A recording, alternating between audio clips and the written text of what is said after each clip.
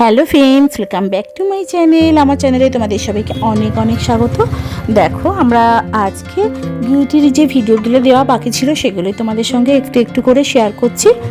তো আজকে দেখো বিকেল বিকেল আমরা চলে এসেছিলাম প্রায় সন্ধ্যের মুখে বাজারে কিছু কেনাকাটি করার জন্য, যেহেতু কালী পুজো ছিল।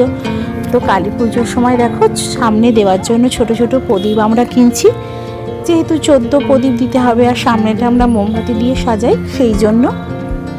এটা যেহেতু ঝাড়খণ্ডের মধ্যেই পড়ে, তাই জন্য দেখো প্রদীপ থেকে শুরু করে আরও অনেক কিছু এই দিওয়ালিতে বিক্রি হয়ে থাকে।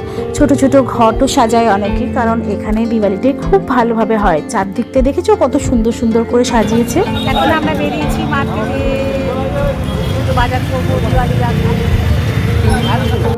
আর এখানে যেহেতু ধানতেরাস হবে, তাই জন্য ধানতেরাসের জন্য কেনাকাটা অনেকে করে এই সময়, নতুন নতুন ইলেকট্রনিক জিনিসপত্র। তাই দেখো দোকানগুলো কত সুন্দর সাজিয়েছে। আর কি একটু সবজি নেওয়ার জন্য এসেছিলাম। এখানে এরকম প্রচুর টাটকা সবজি বিকেলবেলায় পাওয়া যায়। চেন্নাইয়ে তো এত দেখা যায় না, তাই যখন বাড়ি আসি আর শ্বশুর বাড়ি আসি তখন বেশি করে সবজি কিনে আর মন ভরে সবজি খেয়ে নিই। তো এই বাজারটা খুব ভালো লাগে। এই বাজারটাতে সমস্ত কিছু তুমি পেয়ে যাবে, আর আমাদের বাড়ি থেকে প্রায় 5 মিনিটের মধ্যে এই বাজারে পৌঁছে যাবে। তো এইখানে একটু চাটও পাওয়া যায়, এগুলো পাওয়া যায়। আমাদের বাজার টাজার করার পরে আমরা এখানে একটুখানি ডিম সেদ্ধ খাওয়ার জন্য চলে এসেছিলাম, আর তার সঙ্গে ডিমের অমলেটও একটা করে দিয়েছিল, সেটাই খেয়েছিলাম। এই দোকানটাতে ডিম সেদ্ধ, ডিমের অমলেট আমরা প্রায় সন্ধেবেলায় বেরাই খাই, একদমই বাড়ির কাছে। এটা খুব ভাল লাগে। তুমি ঘরে যতই করো তবু দেখবে বাজারের যে করার যে একটা স্বাদ, সেটা একটা অন্যরকমই হয়। এই দেখো আমাদের ডিম সেদ্ধ চলে এসছে। এর উপরে এরা একটু গোলমরিচের গুঁড়ো আর একটু কাঁচা পেঁয়াজ, কাঁচা লঙ্কা, ধনেপাতা দেয়, অসাধারণ লাগে। তো এখানে একটু খাওয়া খাটা করেই আমরা চলে গিয়েছিলাম, পাশেই একটা মোমো সেন্টার আছে, সেখান থেকে মোমো খেতে। এখানে পরপর অনেক মোমো সেন্টার আছে, ভেজ মোমো, চিকেন মোমো। তো আমরা ওখানে গিয়ে একটু মোমো খেয়ে নিলাম, দিয়ে তারপরে বাড়িতে এসেছিলাম। তো দেখো, যেহেতু দিওয়ালি কাছে ছিল আর আমরা দিওয়ালির পরপরই চলে যাব, তাই জন্য 2-3 দিন আগে থেকেই আমরা এই বাড়িটা সুন্দরভাবে সাজিয়ে দিয়েছিলাম। ঠিক রাস্তার ধারেই আমাদের বাড়িটা, আর এই বাড়িটা পাশেই একটা গলি দিয়ে আমাদের কালী পুজো হচ্ছিল, সেটাও তোমাদের সঙ্গে শেয়ার করব।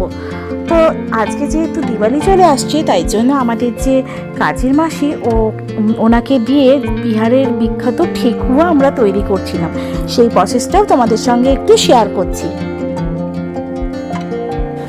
তো আমাদের যে কাজের মানে রান্নার মাসি আছে, ওনাকেই বলা হলো যেহেতু কালী পুজো, তো একটু ঠেকুয়া করো, যেটা বিহারের খুব বিখ্যাত একটা খাবার। তো ওই জন্য ওই ঠেকুয়াই করছিল আন্টি, তাই আমরা একটু শেয়ার করলাম তোমাদের সঙ্গে।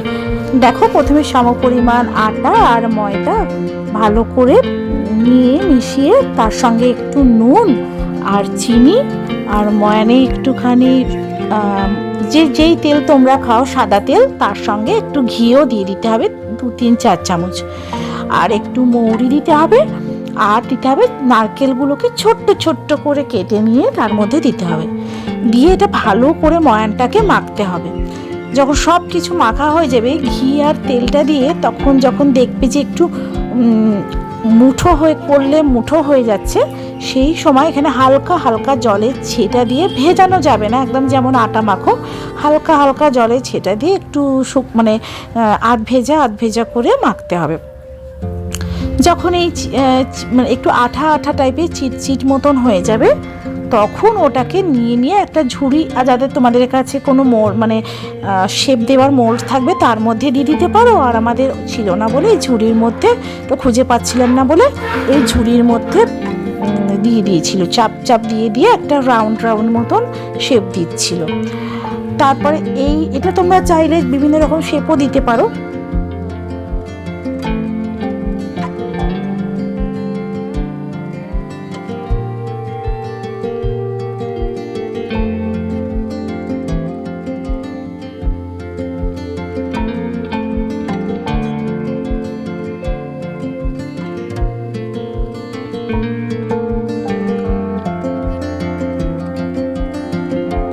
আর চাইলে মিষ্টিটা নুনটা এটা তোমাদের স্বাদ মতন তোমরা দিতে পারো। আর আন্টিকে বলে আন্টি বিভিন্ন রকম এরকম করে দেয়। পরের বারে যদি কখনো যাই তখন আবার তোমাদের সঙ্গে বিহারের অন্যান্য খাবারগুলো শেয়ার করব।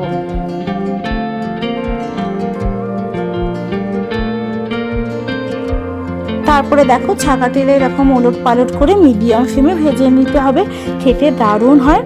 তো দেখো আজকের ভিডিওটা তোমাদের সঙ্গে শেয়ার করলাম, কেমন লাগলো অবশ্যই বলো। ভালো লাগলে একটা ছোট্ট লাইক করে দিও আর সাবস্ক্রাইব করে দিও আমার চ্যানেলটা। নেক্সট আবার নতুন ভিডিও নিয়ে তোমাদের সঙ্গে দেখা হবে।